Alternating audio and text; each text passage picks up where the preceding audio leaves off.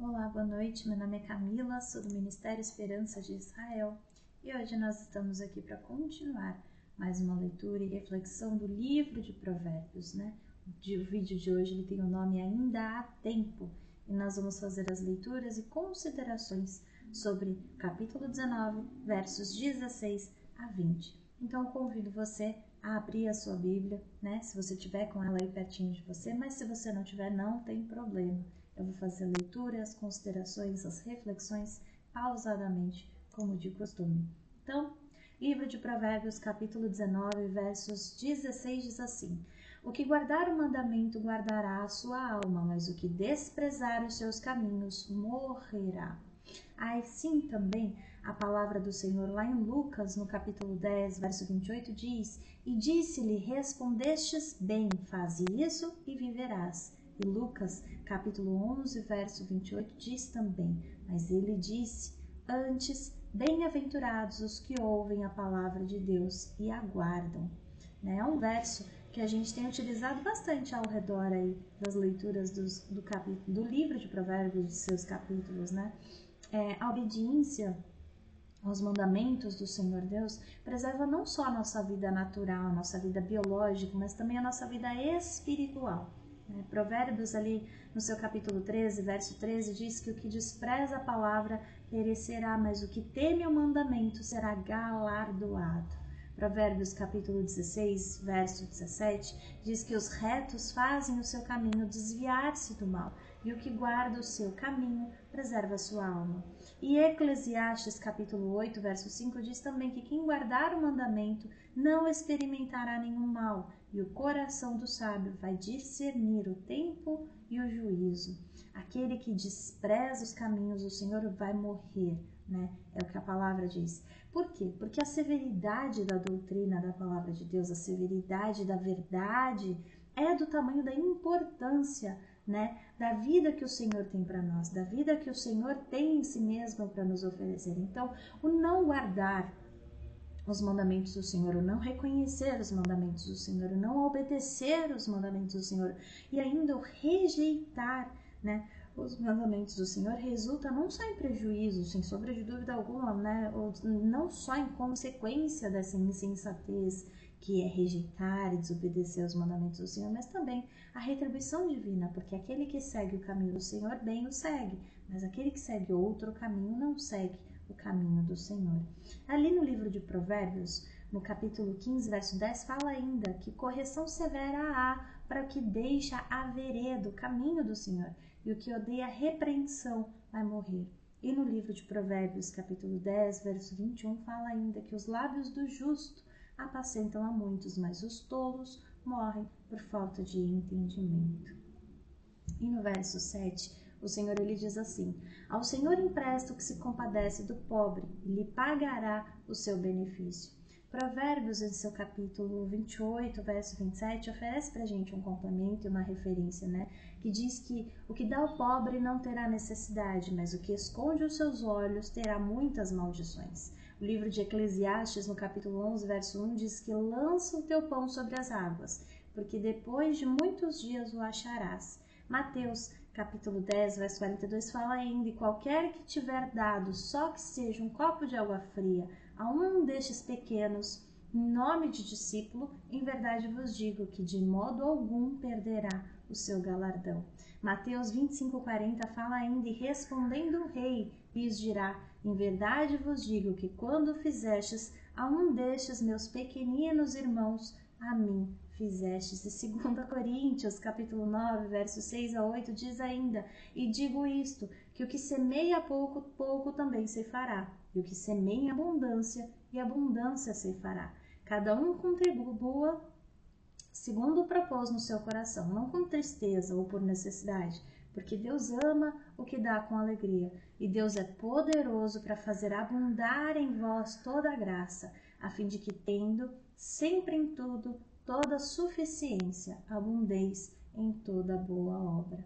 E no livro de Hebreus, capítulo 6, verso 10, que fala: Porque Deus não é injusto para se esquecer da vossa obra e do trabalho, do amor que para com seu nome mostrastes, enquanto servistes aos santos e ainda servis.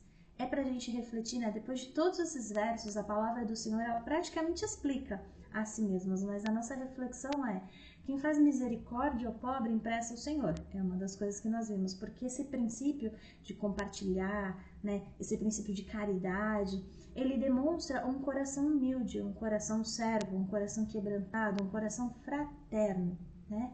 E nesse coração não tem orgulho, soberba e egoísmo, e é um coração assim que agrada ao Senhor, é um coração como o do Senhor, é um coração como o do Senhor Jesus. E o Senhor considera, né, que quem sai de favores, os favores que são feitos ao seu povo, a ajuda que é dada ao seu povo, ele considera que é como se fosse feito a ele mesmo. Começar no livro de Mateus 25:40. E o Senhor não deixa nem bem nem mal sem paga. E no verso 18 diz ainda: castiga teu filho enquanto há esperança, mas para o matar não alçarás a tua alma. Provérbios capítulo 13, verso 24 fala: o que não faz uso da vara odeia o seu filho, mas o que o ama desde cedo castiga. Provérbios 23, 13 fala ainda: não retires a disciplina da criança, pois se a fustigares com a vara, nem por isso morrerá. E Provérbios 29, 17 diz ainda: castiga o teu filho e te dará descanso, e dará delícias à tua alma. E eu li versos atrás de versos falando castigo, castigo, castigo. Veja, castigo no sentido de disciplina, castigo no sentido de doutrina. Não estamos falando aqui de nenhuma forma de maus tratos. Ainda, a palavra, inclusive, ela declara que isso é incorreto, né? Esse tipo de castigos, de maus tratos, enfim, que não deve ser realizado de forma alguma. Mas quando a palavra diz castiga o teu filho enquanto ainda há esperança, é porque a disciplina, a doutrina, né, dentro do lar, ela tem que ser ensinada quanto antes, porque quanto mais jovem as crianças, mais fáceis, mais adeptas elas estão a guardar os bons valores, guardar os bons princípios, guardar a verdade em si mesmas, né? E executarem seus comportamentos. Então, antes de que elas se endureçam com qualquer tipo de pecado, de oportunidade de pecado. E aí, nesse contraponto, a segunda parte do verso, ela faz a gente refletir um pouco, né? Que mata os seus filhos aqueles pais que não os disciplinam, aqueles que são indulgentes, né? Que permitem todas as coisas, que ponderam todas as coisas e permitem todas as coisas, né? E que, da mesma forma, em relação à disciplina, né, que devemos evitar os extremos no sentido de disciplina, né? Tanto a recusa, né, tanto não haver nenhum tipo de disciplina, isso deve ser evitado, mas também aquelas disciplinas que são severas demais, o extremo também deve ser evitado, e isso é observado pela palavra. Assim como está lá em Provérbios 23, 13, né? Não isente a criança da disciplina para que ela não seja destruída pela falta dessa disciplina. E verso 19 parece um complemento, mas veja só, verso 19 diz assim: que o homem de grande ira tem de sofrer dano, porque se tu o livrares, virás ainda a fazê-lo novamente. Ou ainda numa outra tradução, aquele que tem grande ira será punido, porque se tu livrares, terá de fazer o mesmo de novo. E se a gente pegar esse exemplo, né, do verso anterior, se a gente pegar o exemplo do verso 18, né, é como se a gente tivesse uma criança que tem uma grande ira, por exemplo, e ela precisa suportar as consequências dessa falta de autocontrole. Por exemplo, se os pais livrarem ela uma ou outra vez, o caráter dela não se tornará ensinável, porque ela não terá ensinamento algum. Ela foi livrada, ela foi, né, a situação foi resolvida sem nenhum tipo de ônus para ela. E a disposição dela de executar essa grande ira não vai ser alterada de forma alguma. Então, todos os esforços dos pais para ajudá-la vão ser inúteis a partir desse ponto, né? E aí a ajuda que esses pais estão dando, livrando ela, só vai fazer ela pensar que ela pode continuar a ter esse comportamento de grande ira e ceder de forma que ela sabe que vai ser impune a essa ira, porque é o jeito, é a forma, e enfim, a explicação que se é dada, né? Então, muitas vezes ela vai descarregar sobre aqueles que a auxiliam, por exemplo, seus pais, toda essa impaciência, toda essa grande ira, porque assim já é o costume.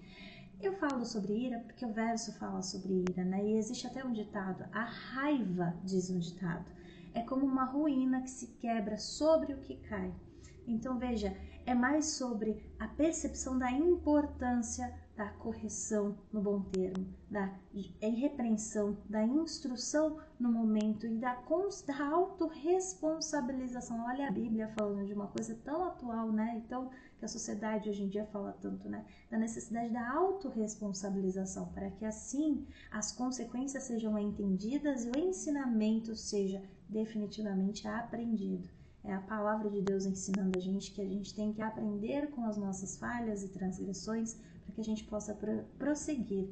E que os nossos pais, né, eles têm que nos ensinar para que nós possamos andar no bom caminho, que é a palavra de Deus. E o verso 20 diz ainda: ouve o conselho e recebe a correção, para que sejais sábios nos teus últimos dias. Salmo 37, verso 37 fala: nota o homem sincero e considera o reto, porque o fim desse homem é a paz.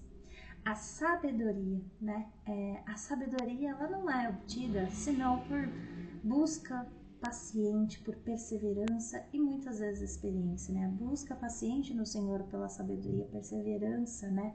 Para alcançá-la no Senhor, e a experiência de todas as situações que ocorrem trazem discernimento, conhecimento e entendimento, né? Veja, ainda que de uma forma que a gente possa refletir, né? Ainda que nos nossos anos iniciais, por assim dizer, a gente tenha gastado o nosso tempo com tudo aquilo que não tem importância alguma, gastado o nosso tempo, a nossa vida, a nossa saúde no mundo do pecado. Nunca vai ser tarde demais para a gente receber o Senhor, né? Buscar ao Senhor, buscar aprender no Senhor, buscar as correções que existem no Senhor e receber a nossa nova oportunidade de vida que há no Senhor. E assim também buscar no Senhor a sabedoria. E muitas vezes ter na nossa vida, aqui na Terra, um fim abençoado, né? Ainda que no porvir, na vida eterna, nós possamos gozar da nossa oportunidade de salvação. Então, a reflexão que esse verso traz é que nós possamos, de fato, aprender, receber os conselhos e as repreensões, que nós possamos receber as boas oportunidades que o Senhor assim nos dá, que é a oportunidade de vida nele, conhecimento nele, sabedoria nele, mas também uma reflexão que é muito comum de nós fazermos, principalmente, né, quando nós já vamos atingindo a idade da madureza, é que é triste, é muito triste quando pessoas alcançam uma determinada idade, então homens e mulheres se tornam mais velhos, mas parecem, se assemelham a crianças, porque elas não compreendem o sentido da verdadeira sabedoria, né? Eclesiastes capítulo 10, verso 16 fala: ai de ti, ó terra, quando o teu rei é uma criança, ali na sua parte A.